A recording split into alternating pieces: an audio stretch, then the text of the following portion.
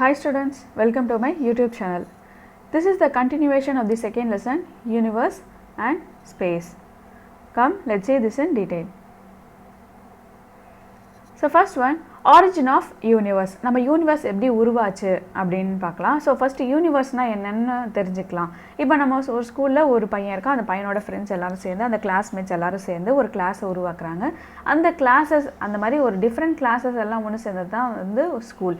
அதே மாதிரி இந்த யூனிவர்ஸும் அதே மாதிரி தான், நிறைய பிளானட்லாம் சேர்ந்தது தான் வந்து ஒரு கேலக்ஸின்றாங்க. ஸோ இந்த கேலக்ஸியெல்லாம் சேர்ந்தது தான் வந்து யூனிவர்ஸ் அப்படின்னு சொல்கிறாங்க. இந்த யூனிவர்ஸ் வந்து சடனாக வந்து உருவானதில் it takes a lot of years, it's like billions of years to create the இந்த மாதிரி கேலக்ஸியாக வந்து உருவாகிறதுக்கு நிறைய வருஷங்கள் எடுத்துச்சு. ஓகேவா?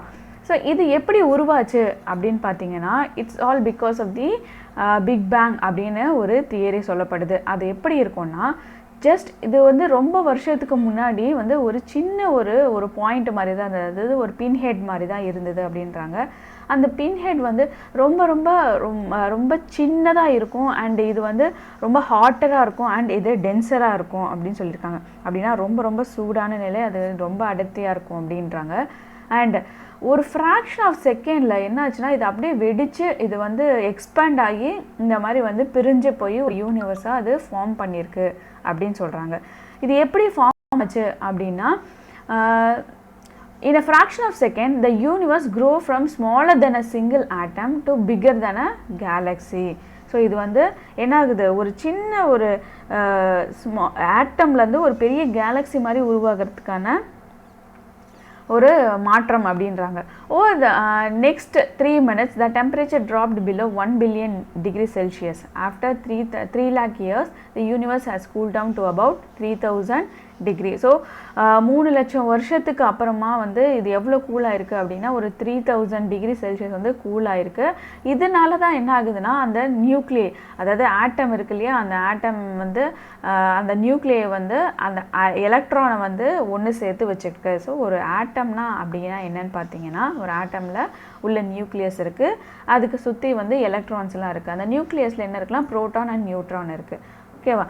ஸோ இது வரைக்கும் தெரிஞ்சுக்கிட்டால் போதும். இது வந்து என்ன ஆகுதுன்னா, அந்த மாதிரி ஒரு நியூக்ளியஸாக இருந்தது, அந்த கூல்டவுன் ஆக என்ன ஆகுதுன்னா, அந்த எலக்ட்ரானெல்லாம் ஒன்று சேர்த்து வச்சுக்குது. அந்த மாதிரி ஆட்டம்ஸ் எல்லாம் வந்து ஒன்று சேர்ந்து என்ன ஆகுதுன்னா, ஃபஸ்ட்டு ஒரு க்ளவுட் மாதிரி ஃபார்ம் ஆகுது. ஃபஸ்ட்டு இந்த ஒரு ஆட்டம்னால உருவானது தான் ஹைட்ரஜன், அண்ட் 2 ஆட்டம்னால ஹீலியம். ஸோ இந்த மாதிரி வந்து 1, 2 ஆட்டம் இதெல்லாம் வந்து சேர்ந்தது தான் வந்து என்ன ஆகுது, ஒரு க்ளவுட் மாதிரி உருவாக ஆரம்பிக்குது. அதாவது என்னென்னா, இந்த ஹைட்ரஜன் அண்ட் ஹீலியம் கேஸஸ் வந்து ஒரு க்ளவுடாக உருவாக ஆரம்பிச்சு, அண்ட் கிராஜுவலாக என்ன ஆகுதுன்னா, அது இந்த டார்க்கல் பிளேசஸை நோக்கி வந்து போய் சேர ஆரம்பிச்சது. அந்த மாதிரி ஒரு காலகட்டத்தில் வந்து கொஞ்சம் கொஞ்சமாக சேர்ந்து இந்த மாதிரி கேலக்ஸி, ஸ்டார்ஸ் அந்த மாதிரி வந்து ஃபார்ம் ஆகி இருக்குது. And we cannot see anything that happened during the first 3 lakh years of the universe. So என்னென்னா, நம்ம வந்து அந்த 3 லட்சம் வருஷத்துக்கு முன்னாடி என்ன ஆச்சுன்னு நம்ம வந்து பார்க்க முடியாது. பட் சயின்டிஸ்ட் என்ன பண்ணியிருக்காங்கன்னா, இந்த நம்ம இப்போ இருக்கிற அந்த ஆட்டம்ஸை வச்சு அனலைஸ் பண்ணியும், அதுக்கப்புறம் கம்ப்யூட்டர் மாடல்ஸை வந்து க்ரியேட் பண்ணியும் இது எப்படி இருந்திருக்கும் அப்படின்றத அவங்க அனலைஸ் பண்ணியிருக்காங்க. அண்ட் இதுக்கு இந்த பிக் பேங் சொல்கிறோம் இல்லையா, இந்த தியரிக்கு வந்து ஒரு நல்ல எக்ஸாம்பிள் வந்து இந்த காஸ்மிக் மைக்ரோவேவ் பேக்ரவுண்ட் அப்படின்னு சொல்கிறாங்க. அப்படின்னு பார்த்தா, வானத்தில் என்ன இருக்கும்னா, ஒரு மாதிரி ஒளிர், அதாவது மங்கனா மாதிரி ஒரு வெளிச்சம் வந்து கலர் கலராக இருக்கும். நம்ம வந்து நிறையா இந்த சயின்டிஃபிக் வீடியோஸ்லலாம் பார்த்துருப்போம் இல்லையா, அந்த வந்து என்னென்னா சில இடத்துல வந்து அந்த மாதிரி ஒளிரும் இல்லையா, அதுதான் வந்து it's a example for the big bang theory அப்படின்னு சொல்கிறாங்க.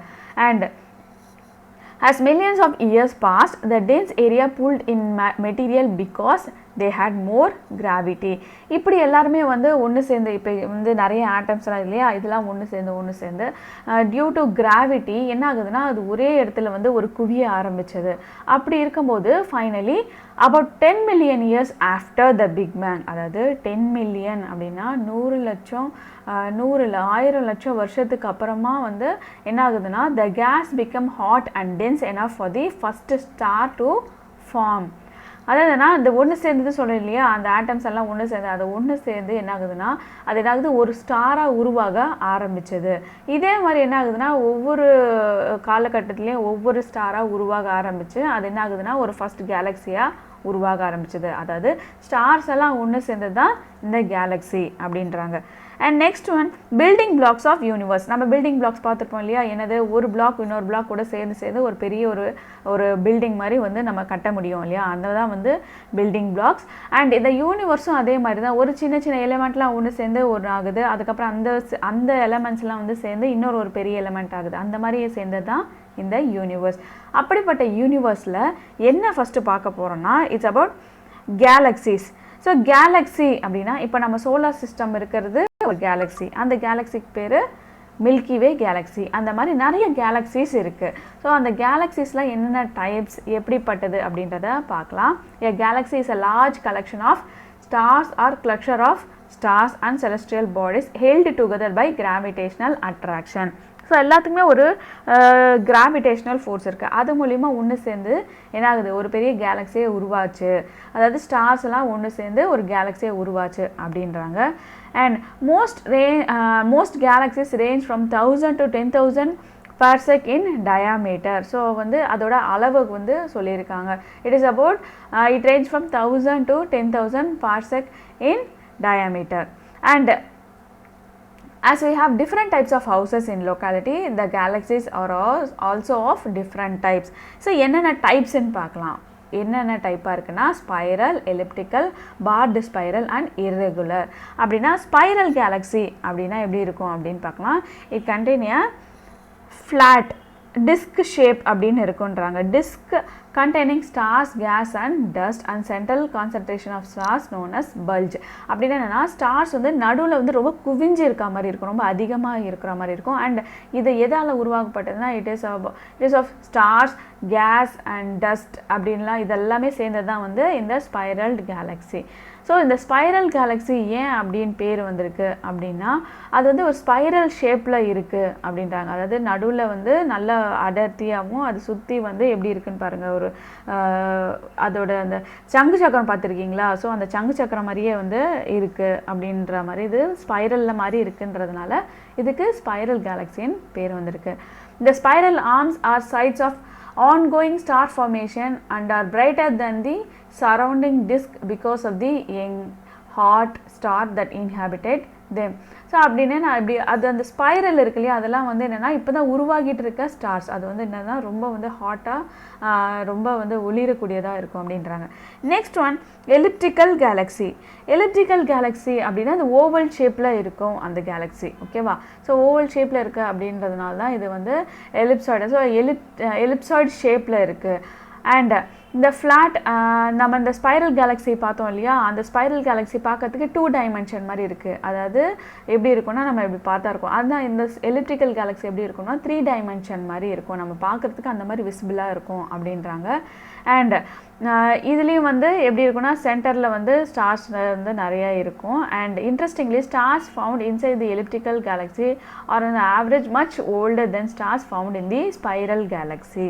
அப்படின்னா இந்த எலிப்டிக்கல் கேலக்ஸி இருக்கு இல்லையா, அதில் வந்து நம்ம காணப்படுற அந்த ஸ்டார்ஸ் வந்து இந்த ஸ்பைரல் கேலக்ஸியை விட ரொம்ப ஏஜ் ஆனது, ரொம்ப வருஷத்துக்கு முன்னாடியே இந்த எலிப்டிக்கல் கேலக்ஸி ஃபார்ம் ஆகிடுச்சு அப்படின்றாங்க. And elliptical galaxy tend to be surrounded by large number of globular clusters. இது வந்து இந்த குளோபுலர் கிளஸ்டர்ஸ் அப்படின்னா வந்து கிளஸ்டர்னால என்னன்னா ஏதாவது ஒன்று சேர்ந்தது தான் வந்து கிளஸ்டர். ஸோ இந்த குளோபல் கிளஸ்டரால் சரௌண்டிங் அதாவது சுற்றுத்தில் வந்து அது நிறைய இருக்கும் அப்படின்றாங்க. Next one irregular galaxy. இர்ரெகுலர்னாலே உங்களுக்கு தெரியும் அதுக்குன்னு ஒரு தனித்துவமான ஒரு ஷேப் எதுவுமே இருக்காது, அது மாதிரி கண்டபடி இருக்கிற மாதிரி இருக்கும் அப்படின்றாங்க. இது வந்து ஃபார்ம் ஆகும்போதே அந்த மாதிரி ஃபார்ம் ஆகலை. இது எதனாலனா இது எய்தர் அது வந்து ஸ்பைரலாக இருக்கலாம் இல்லைனா எலிப்டிக்கல். இந்த 2 கேலக்ஸி முன்னாடி பார்த்தோம் இல்லையா, அந்த ஸ்பைரல் எலிப்டிக்கல் கேலக்ஸியாக இருக்கலாம். காலப்போக்கில் என்ன ஆகுதுன்னா சில டிஸ்டர்பன்ஸ்னால இல்லை மற்ற ஒரு ஃபேக்டர்ஸ்னால என்ன ஆகுதுன்னா அது இந்த மாதிரி கலைஞ்சு போய் இந்த மாதிரி இர்ரெகுலர் கேலக்ஸியாக மாறி இருக்குது. நம்ம வந்து என்னென்னா கேலக்ஸிஸ் எப்போவுமே வந்து இந்த யூனிவர்ஸ் எப்போவுமே வந்து இருக்க அது வந்து எக்ஸ்பேண்ட் ஆகிட்டு போயிட்டே இருக்குது இல்லையா, அந்த மாதிரி ஒரு நிகழ்வில் என்ன ஆகும்னா இந்த ஸ்பைரலோ இல்லை எலிப்டிக்கல் கேலக்ஸியோ உருமாறி இந்த மாதிரி இர்ரெகுலர் கேலக்ஸியாக மாறிடுச்சு அப்படின்றாங்க. And cosmologist say that some irregular galaxies are once spiral or elliptical galaxy but were deformed by an uneven external gravitational force. So external gravitational ஃபோர்ஸ்னால தான் இது வந்து அன்இவனாக மாறி இருக்கு அப்படின்றாங்க. And the irregular galaxy may contain abundant amount of gas and dust. So இதில் வந்து கேஸ் அண்ட் டஸ்ட் வந்து ரொம்ப ரொம்ப அதிகப்படியான அளவில் இது இருக்கும் அப்படின்றாங்க. Next one is barred spiral. Barred spiral அப்படின்னா இது வந்து எப்படி இருக்குன்னா சென்டரில் பார் மாதிரி இருக்கும், பார்த்துருக்கீங்க இதோ இந்த பிக்சரில் பார்த்துருங்க. ஸோ சென்டரில் ஒரு பார் மாதிரி இருக்கும், அதனால தான் இதுக்கு வந்து barred shaped barred spiral galaxy. அந்த ஸ்பைரல் மாதிரி தான் சுற்றிலும் இருக்குது. So it is combinedly known as the barred spiral galaxy. And இது வந்து என்னென்னா ஸ்பைரல் கேலக்ஸியில் இப்போ வந்து ஒரு ஸ்பைரல் கேலக்ஸி 3 இருக்குன்னா அதில் வந்து 3/2 பங்கு வந்து இது வந்து பார் ஸ்பைரல் கேலக்ஸியாக இருக்கிறதுக்கு வாய்ப்பு இருக்குது அப்படின்றாங்க. அண்ட் த மில்கிவே கேலக்ஸி எங்கே இருக்குது? நம்ம சோலார் சிஸ்டம் இருக்கு இல்லையா, அதுதான் வந்து மில்கிவே கேலக்ஸி. அந்த மில்கிவே கேலக்ஸியுமே இருக்கிற ஒரு கேலக்ஸி பார்த்தீங்கன்னா பார்டு ஸ்பைரல் கேலக்ஸி தான் அப்படின்னு சொல்கிறாங்க. And next one we are going to see about the milky way. So first வந்து என்ன பார்த்தோம், நம்ம வந்து இந்த யூனிவர்ஸ் பார்த்தோம், யூனிவர்ஸில் கேலக்ஸியை பற்றி பார்த்தோம். அந்த கேலக்ஸியில் இருக்க இப்போ மில்கி வே பற்றி நம்ம பார்க்க போகிறோம். நம்ம இருக்கிறது மில்கி வே கேலக்ஸி. அண்ட் இந்த மில்கி வே கேலக்ஸியில் வந்து the diameter of the milky way is over it's about 1 lakh light years. Light years அப்படின்னா என்னென்னா ஒரு வருஷத்தில் லைட் போகக்கூடிய வேகத்தில் நம்ம போனோன்னா ஒரு வருஷத்தில் எவ்வளோ தூரம் போய் சேருவோம் அப்படின்றது தான் லைட் இயர்ஸ். ஸோ இதோட டயாமீட்டர் பார்த்தீங்கன்னா 1 lakh light years அப்படின்றாங்க. And the milky way includes small stars smaller than our sun as well as many other stars that 1000 times bigger than the stars. அதாவது நம்ம மில்கி வேல நிறைய stars இருக்கு இல்லையா, அந்த ஸ்டார்ஸ்லாம் சன்னை விட ரொம்ப ரொம்ப ரொம்ப ரொம்ப சின்ன ஒரு ஸ்டாரும் இருக்குது அண்ட் சன்னை விட ரொம்ப பெரிய ஸ்டார்ஸும் இருக்குது அப்படின்றாங்க. அண்ட் இந்த நம்மளோட மில்கி வே கேலக்ஸியில் என்னென்னலாம் இருக்குது அப்படின்னு பார்த்தீங்கன்னா கேஸ் இருக்குது, க்ளவுட்ஸ், டஸ்ட், அதாவது டஸ்டெல்லாம் ஒன்று சேர்ந்த ஒரு க்ளவுட்ஸ் மாதிரி இருக்குது. டெட் ஸ்டார்னால் என்னென்னா அங்கே வந்து இதுக்கப்புறம் வந்து எதுவுமே இருக்காது, அங்கே வந்து ஒரு ஒளி இருக்காது, எதுவுமே இருக்காது, அதான் வந்து டெட் ஸ்டார் சொல்கிறாங்க. அண்ட் நியூலி பார்ன் ஸ்டார்ஸ் இதெல்லாமே வந்து இருக்குது. And the galaxy that is closest to our Milky Way is என்னன்னா ஆண்ட்ரோமெடா. ஓகேவா, நம்மளோட மில்கி வே கேலக்ஸி பக்கத்தில் இருக்கிற அந்த கேலக்ஸி பேர் it's Andromeda.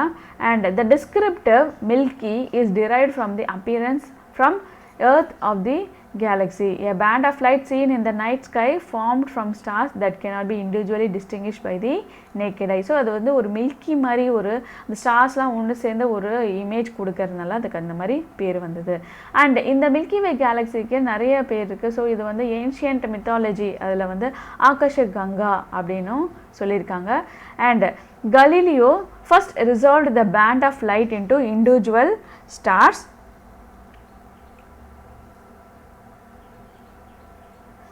with the telescope in 1610. So இந்த வந்து இந்த கேலக்ஸியை பற்றி இன்னும் வந்து என்ன பண்ணால் கலீலியோ அப்படின்ற ஒரு சயின்டிஸ்ட் வந்து ஃபஸ்ட்டு வந்து சொல்ல ஆரம்பித்தாங்க with the help of his telescope. until the early 1920s most astronomers thought that the Milky Way contained all the stars in the universe. So நம்மளுக்கு வந்து என்ன நினச்சிட்டு இருந்தோம்னா 1920 வரைக்குமே it's about only one universe, அதாவது நம்ம வந்து மில்கி வே கேலக்ஸி மட்டும்தாமே யூனிவர்ஸ் அப்படின்னு நம்ம நினச்சிட்டு இருந்தோம். ஆனால் இப்போ நம்மளுக்கு தெரியும் இல்லையா. So with the help of the Edwin Hubble, so Hubble டெலஸ்கோப்புன்னு கூட ஒன்று இருக்குது. நீங்கள் வந்து அதுக்கப்புறமா நீங்கள் வந்து எங்கேயாவது வாய்ப்பு கிடச்சா அதை பாருங்கள். இதில் என்ன ஆகும்னா இந்த மாதிரி நம்ம கேலக்ஸி மாதிரி இன்னும் நிறைய கேலக்ஸிஸ்லாம் இருக்குது அப்படின்றத கண்டுபிடிச்சாங்க.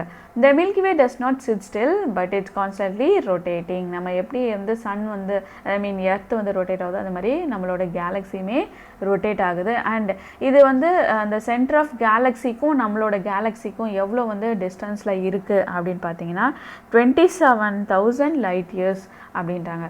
And the solar system travels at the average speed of எவ்வளோ இருக்குன்னா 8,28,000 km/h.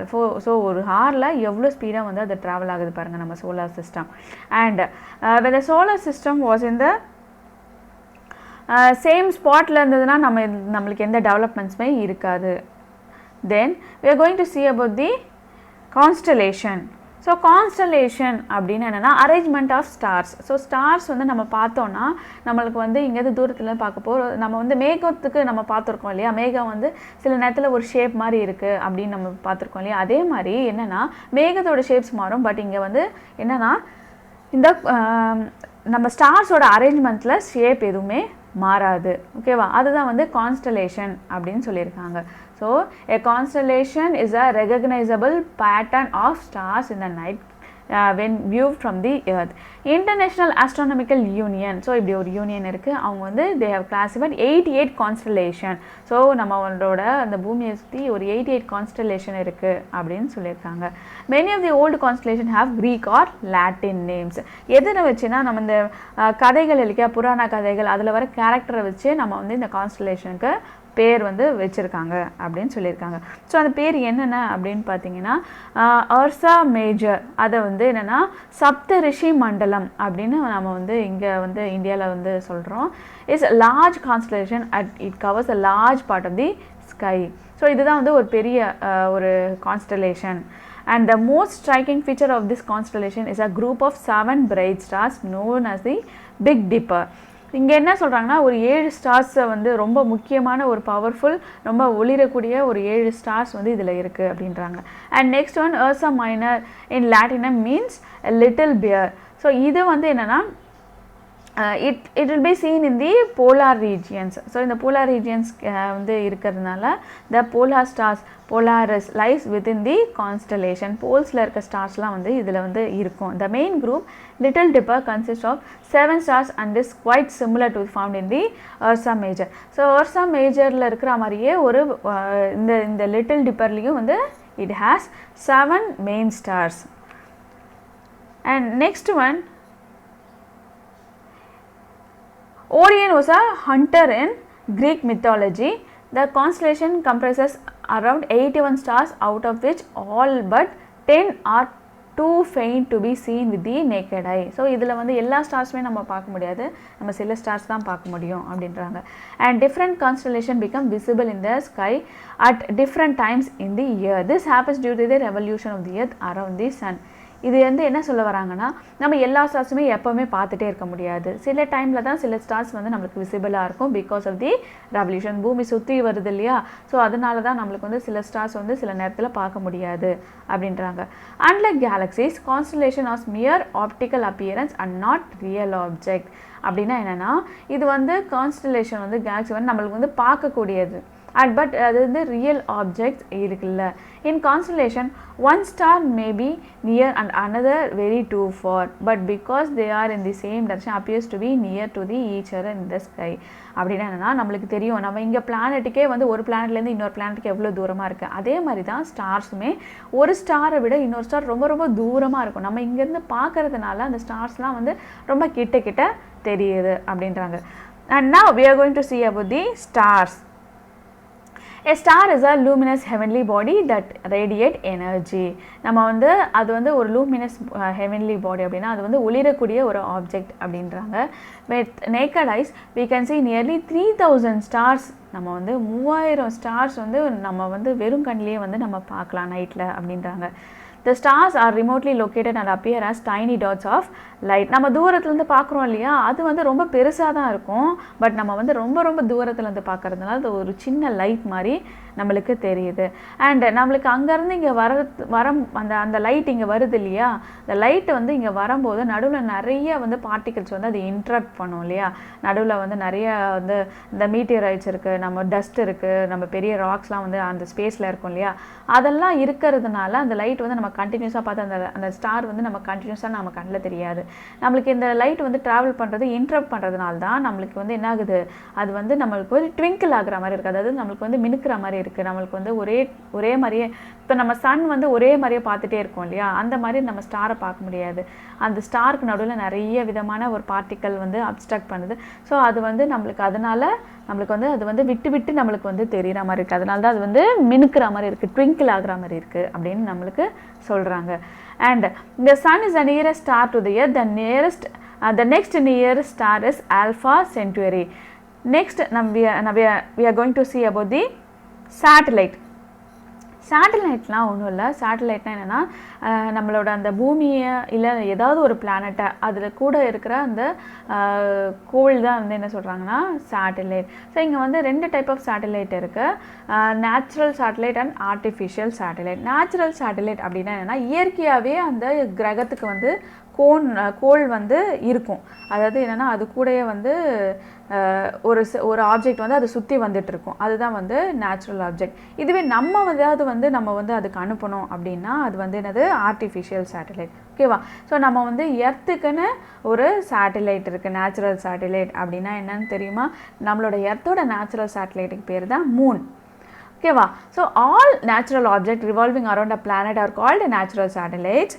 They are also called moon. Most moons are spherical. The one that are not usually asteroid and meteors that we captured by the strong gravity of a planet. அதாவது ஒரு ஆஸ்ட்ராய்டோ இல்லை மீட்டியரோ இல்லாத ஒரு object நம்ம பிளானட்டையே சுற்றி வருது with the help of the planet's gravity. அது பேர் தான் வந்து அதாவது மூன் இல்லை, நேச்சுரல் சேட்டலைட் அப்படின்னு சொல்கிறாங்க. ஸோ இந்த நேச்சுரல் சேட்டலைட்டோட பேர் மூன் அப்படின்னும் சொல்கிறாங்க. All planets except Mercury and Venus in our solar system have moons. ஏன் வந்து மெர்க்குரிக்கும் வீனஸ்க்கும் மட்டும் எந்த மூணுமே இல்லை, மற்ற எல்லா பிளானட்ஸ்க்குமே மூணு இருக்குது. எர்த்துக்கு எத்தனை மூணு இருக்குது? we have only one moon. And Jupiter, Saturn இதுக்கெல்லாம் பார்த்தீங்கன்னா more than 60 moons இருக்கும். அதாவது 60 moonsக்கு மேலேயே வந்து அங்கே அந்த பிளானட்டில் இருக்குது அப்படின்றாங்க. Next one we are going to say about the artificial satellite. Artificial சேட்டலைட்னா என்னன்னு சொன்னால் நம்ம வந்து இங்கேருந்து ஒன்று அனுப்பி அந்த பூமியை சுற்றி இல்லை வேறு ஏதோ ஒரு பிளானட்டை சுற்றி பார்த்து நம்மளுக்கு இன்ஃபர்மேஷன் கொடுக்குறதுலாம் ஆர்டிஃபிஷியல் சேட்டலைட். ஸோ அது man-made object placed in an orbit to rotate around a planet usually the earth. அதுதான் வந்து ஆர்டிஃபிஷியல் சேட்டலைட்டுன்னு சொல்கிறாங்க. The world's first artificial satellite launched was Sputnik 1. So இது வந்து ரஷ்யன்ஸால் அனுப்பப்பட்ட ஒரு சேட்டலைட். அண்ட் இந்தியன்ஸால் அனுப்பப்பட்ட ஃபஸ்ட்டு சேட்டலைட் என்னென்னா ஆரியபட்டா. ஓகேவா? So the satellites are use in television and radio transmission, studying agriculture yield, locating mineral resources, weather forecasting, locate different places on earth. So சாதாரணமாக நம்ம satellite எதுக்கு அனுப்புகிறோன்னா நம்ம எர்த்தை பற்றியோ இல்லை வேறு பிளானட்டை பற்றியோ தெரிஞ்சுக்கிறதுக்கு தான் நம்ம சேட்டலைட் அனுப்புகிறோம். அப்படி சேட்டலைட் அனுப்புனதுனா எதை பற்றிலாம் நம்மளுக்கு வந்து எதை பற்றிலாம் இன்ஃபர்மேஷன் நம்மளுக்கு அனுப்புதுன்னா it's about television and communication. அதுக்கப்புறமா வந்து நம்மளோட லேண்டில் இருக்க மினரல்ஸ்லாம் எப்படி இருக்குது, அப்புறம் வெதர் பற்றி இதெல்லாம் சொல்கிறதுக்கு தான் நம்ம சேட்டலைட் அனுப்பணும். Next one we are going to see about ISRO. இஸ்ரோனா நம்மளோட ஸ்பேஸ் ரிசர்ச் ஆர்கனைசேஷன், அதாவது இந்தியாவோட ஸ்பேஸ் ரிசர்ச் ஆர்கனைசேஷன். ஸோ அது வந்து இஸ்ரோவோட ஃபுல் ஃபார்ம் என்னது? Indian space research organisation. So இது வந்து என்னென்னா இதோட ஹெட் குவார்ட்டர்ஸ் எங்கே இருக்குது? It is in Bangalore. So இதோட விஷன் இதோட எய்ம் இல்லை இதோட நோக்கம் இதெல்லாம் என்னன்னு பார்த்தீங்கன்னா harness space technology for national development while pursuing space science research and planetary exploration. அதாவது என்னென்னா இந்த பிளானட்ஸை பற்றி நம்ம வந்து தெரிஞ்சுக்கிட்டு அந்த தெரிஞ்ச இன்ஃபர்மேஷனை நம்மளோட நாட்டு வளர்ச்சிக்கும் நம்மளோட டெக்னாலஜியோட வளர்ச்சிக்கும் வந்து உபயோகப்படுத்தணும் அப்படின்றது தான் இதோட இந்த இஸ்ரோவோட விஷன். அண்ட் நெக்ஸ்ட் பார்த்தீங்கன்னா it is formed in 1969.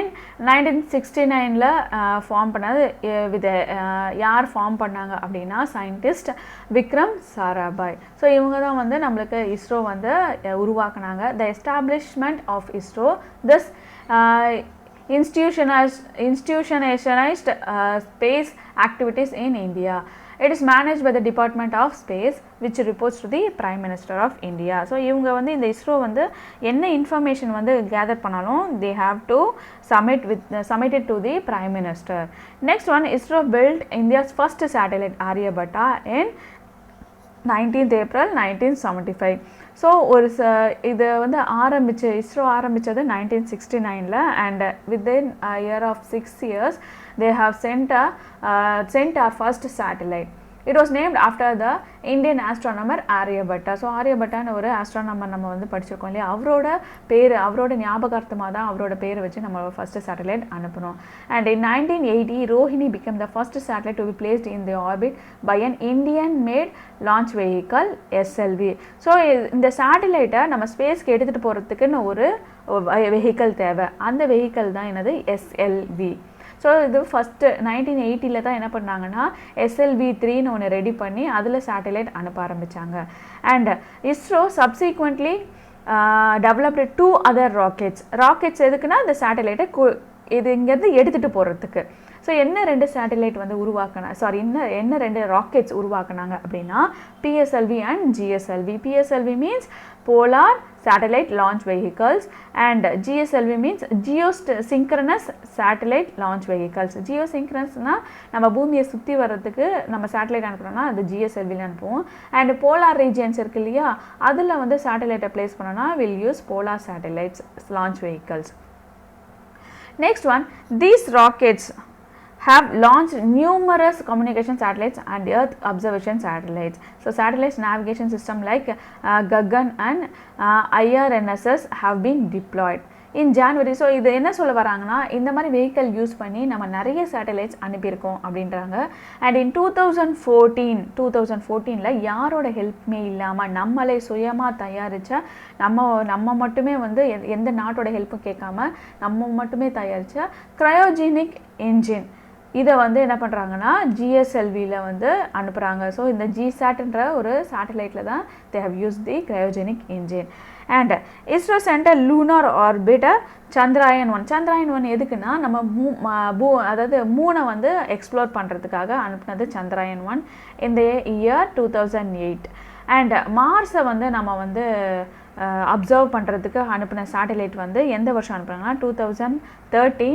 And it entered the Mars orbit in 2014.